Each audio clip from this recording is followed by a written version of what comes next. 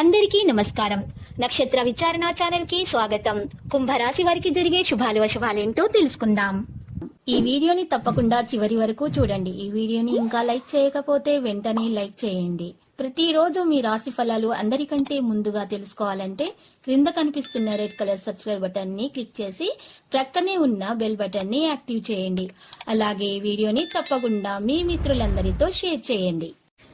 ఈరోజు మీకు నచ్చిన అందమైన స్త్రీతో ఎప్పటి నుంచో చెప్పాలనుకుంటున్నాం మీ మనసులోని మాట చెప్తారు. మరియు ఇలా చేస్తే రోజు మీరు ఒక షాకింగ్ న్యూస్ అయితే అందుకుంటారు. మీ జీవిత భాగస్వామి రోజు మీతో ఎంతో సమయం గడపలేనంతగా బిజీగా ఉంటారు. ఒక పరిస్థితి నుండి మీరు పారిపోతే అది మిమ్మల్ని అనుసరించి వచ్చేస్తుంది. అది వీలైనంత దౌర్భాగ్యపు రీతిలో ఎదురవుతుంది. ఎవరైతే ఇంకా ఒంటరిగా ఉంటున్నారో వారు ఈరోజు ప్రత్యేకమైన వారిని కలుసుకుంటారు. కుటుంబంలో ఎవరైనా అనారోగ్యానికి గురైతే మీరు ఆర్థిక సమస్యలను ఎదుర్కొంటారు.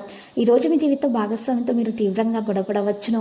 ఆర్థిక పరంగా ఈరోజు ప్రత్యేక ప్రయోజనాలు కలగనున్నాయి. కుటుంబ సంబంధాల్లో ఏదైనా విభేదాలు ఉంటే అవి పరిష్కరించబడతాయి. డబ్బుకు సంబంధించిన కొన్ని విషయాలు మీకు అనుకూలంగా ఉంటాయి.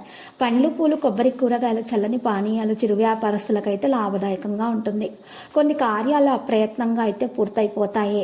నూతన వస్తు ఆభరణాలు ఖరీదు చేస్తారు. ఆర్థిక ఇబ్బందులున్నా కూడా మీకు తొలగించబడుతుంది. వ్యాపార మూలకంగా ధన నష్టం కలిగే అవకాశాలున్నాయి.